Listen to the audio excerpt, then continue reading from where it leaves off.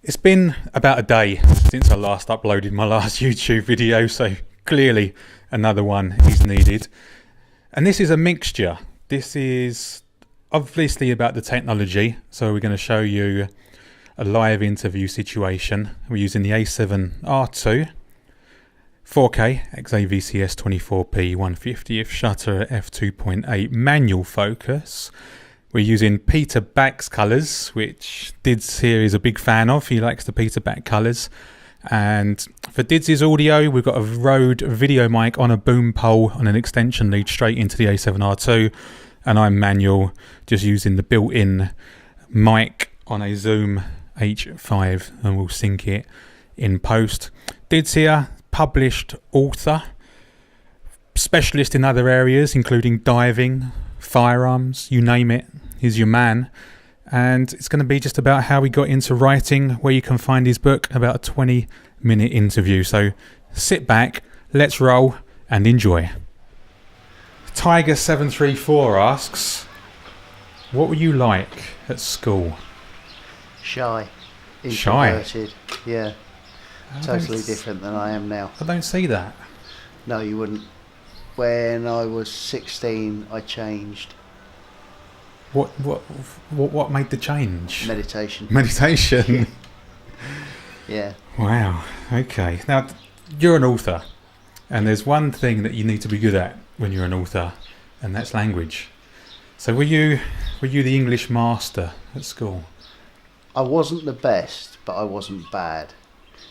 But I used to write a lot, and I used to write fantasy stories. Fantasy? Yeah. Like Dungeons and Dragons, or?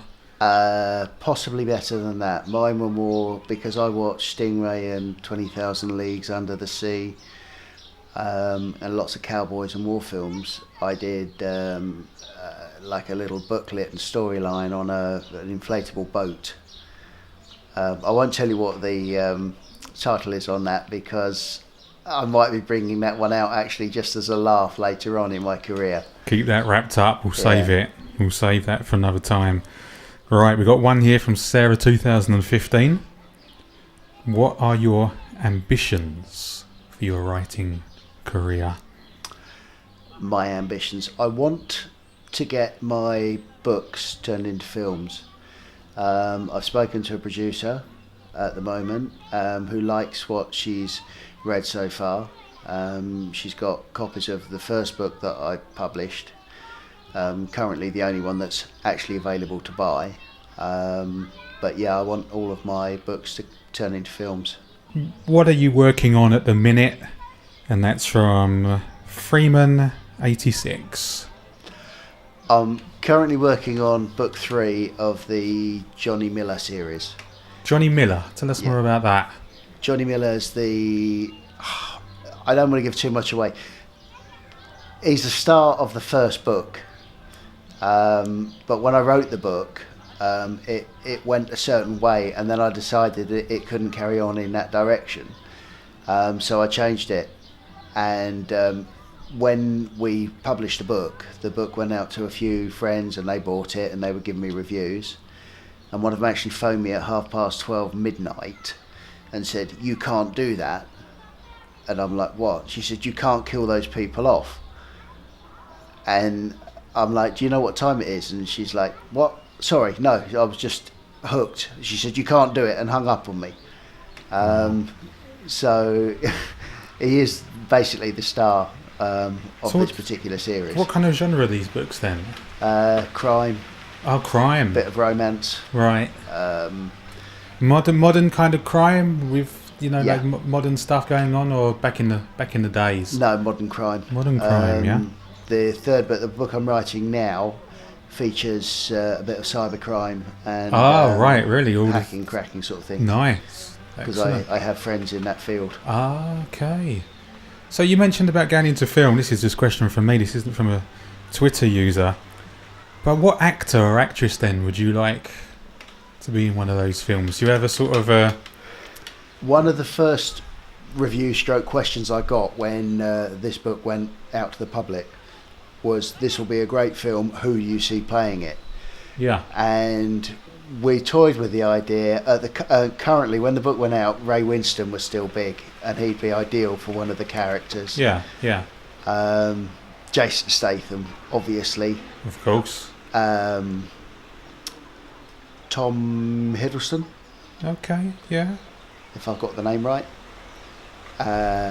Played the Night Manager. Night Manager, love that.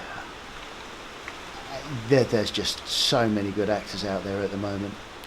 You mentioned about the hacking.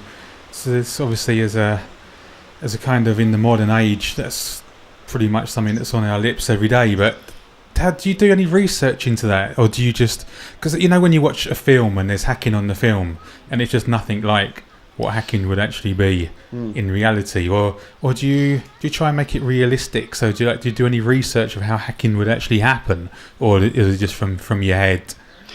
I do research. I research a lot, but I also have a lot of friends in the field. Oh, okay. Some in cybercrime, some that used to be hackers that are now working in corporate security. I'm fortunate in my history. I've met a few people from various fields that have all come together when we were diving, and they've got quite diverse fields that they work in, and I was able to pick their brains. Royal Protection Officer, ex-military, special forces, cyber crimes, so I'm able to phone someone up and go, "Oi, can we do this?" And they'll go, "Do what you want, no one's going to admit to it," or they'll say, "You can, but it's not realistic," or they'll say, no, you really want to do it this way." Did you just wake up one morning and suddenly put pen to paper, or has it been... No, I started... What were you before? I've done loads of stuff. I've worked in a bank, I've worked in a betting shop, I've worked in McDonald's, delivered cars for a living. I was a scuba diving instructor for a while. Wow, you really have. You really have touched on all bases. Yeah. Then I worked in a supermarket for a while. But I started this particular book 25 years ago when I was just leaving school. Did about 12 pages on it. Put it on a 5.5-inch floppy disk. Wow. Yeah. And forgot about it. And then when I thought, I'll tell you what, I'll carry that on. So I'm looking through all my files, thinking, right, where's all the story gone? Yeah. Of course, nothing plays 5.5-inch floppy, or nothing that I had. And is that what you still doing everything on PC, or do you do what a lot of people are doing nowadays, where you talk your book out, and then someone get like a ghostwriter typing it all up? No, I type it. You type it all yourself on PC. Mm-hmm. I've got quite a good support network that I can check things with people, yeah, and make sure it all works properly. Okay, let's go back to the Twitter. This one's from Wagman. How long on average does it take you to write a book? Right. When I realised I had to redo this one completely, I had it start to finish in a month. 1 month? Yeah. Wow. Writing every night. I was in the supermarket at the time and I was bored. It was my supermarket. I wasn't skiving or stealing money off the employers. But there were no customers, so I just wrote while I was there. And literally finished it in a month. And then it took 2 years to edit and correct. Because I can speak English. Yeah. Quite well on occasion. Quite well, yeah, exactly. But apparently I'm not always easy to understand. Filmmakers, artists, cinematographers, photographers, and of course writers. Sometimes it's hard to find the motivation. Writer's block, I believe it's called. Is that ever something that you've ever thought about, or what do you think of it? Is it a thing? It can be. Writer's block is if you perceive it as a problem. But if I don't know where I'm going with a story, then I'll just stop writing. Yeah. Go away, do something else, do a bit more research. I'm fortunate. Do you ever let the book stew and come back to it a month later, or once it begins, it just starts flowing? Yeah. It all depends at the moment, because I'm an independent. I publish through Amazon. So I publish on Kindle, and we've got paperback books to buy. But I work at my own speed, I mean, I published this book in 2012. My first fantasy book was ready then for correction and still hasn't been put into print. Wow. So I'm working at my own pace. How does the Amazon work for you? Is that really where it is these days? Everyone's got Amazon. It's much easier. I say everyone. Most of the people I speak to have Amazon. Yeah. It's much easier to get the book out to the public that way. I would prefer them to do a bit more advertising of the lowly authors, such as myself. But if you haven't got the money to pay to be promoted, then you've got to do what you can. Yeah, absolutely. Back to the Twitter. This is from Fitzpatrick88.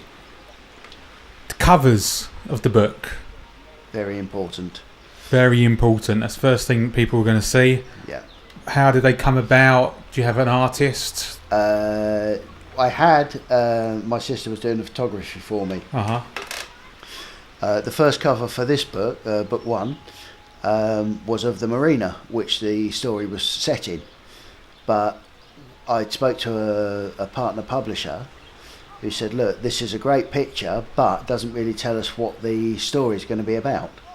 And then I was fortunate, I've got a lot of other author friends, or a few, and one of them suggested how to get cover pictures.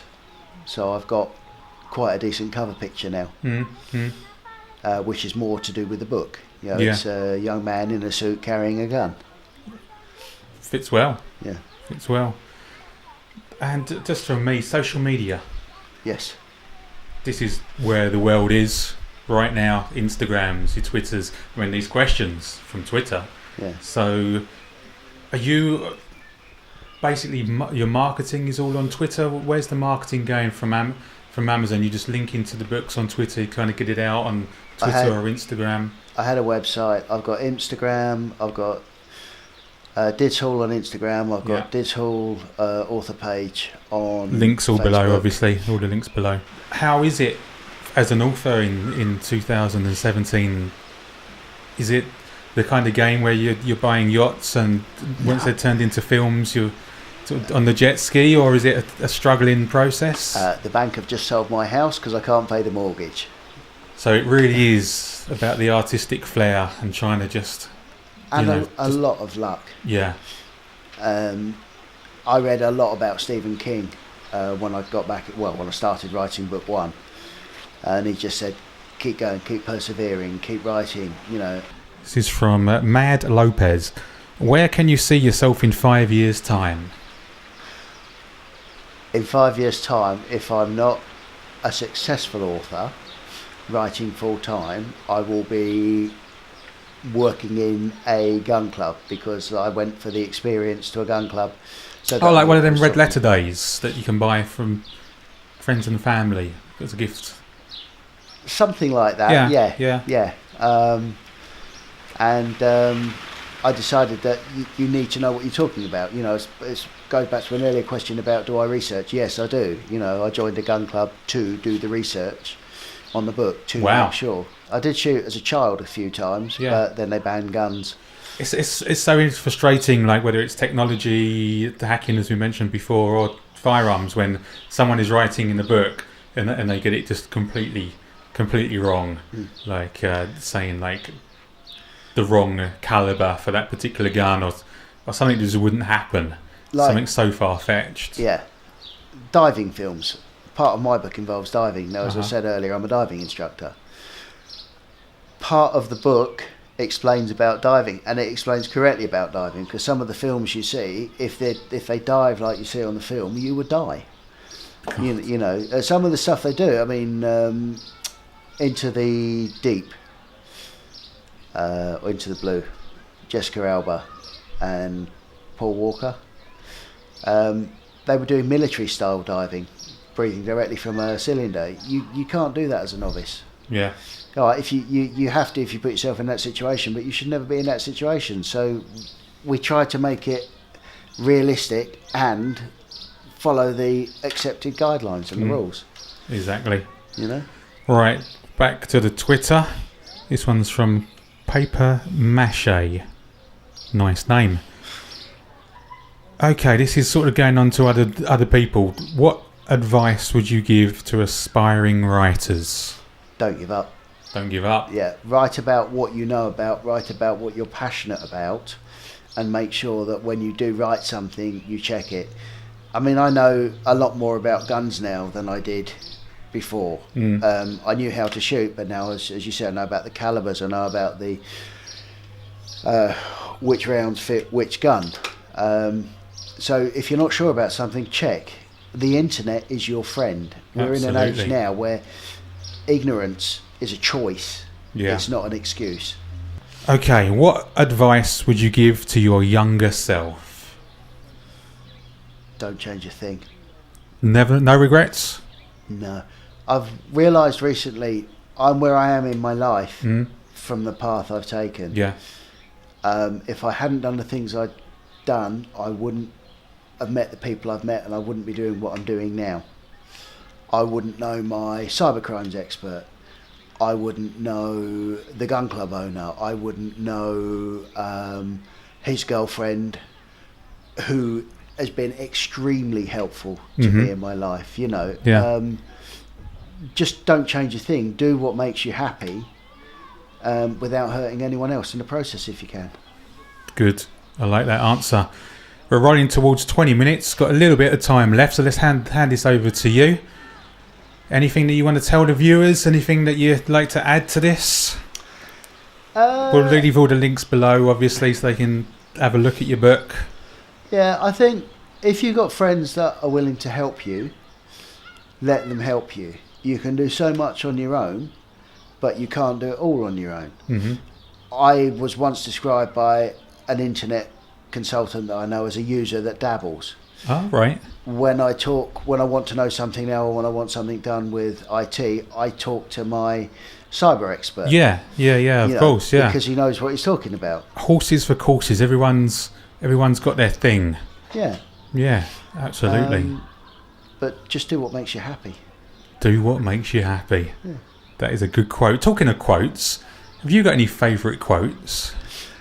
I've got a few favourite quotes. My favourite film quote is, "I'm going to make him an offer that he can't refuse." Right, nice. Obviously, The Godfather. Obviously, we all like that. Casey likes that. Yeah. One of my favourite quotes of all time. Ideally, you need a 4x4 for this sort of terrain, but we've got the next best thing: a hire car. Right. Yeah. I like that.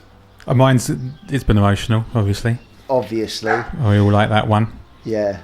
And it's also good because it lets you know when you're near the end of the video. It does. And you think, right, he's coming to the end. Exactly. You know, and you've got the information you want to take from the video, you know.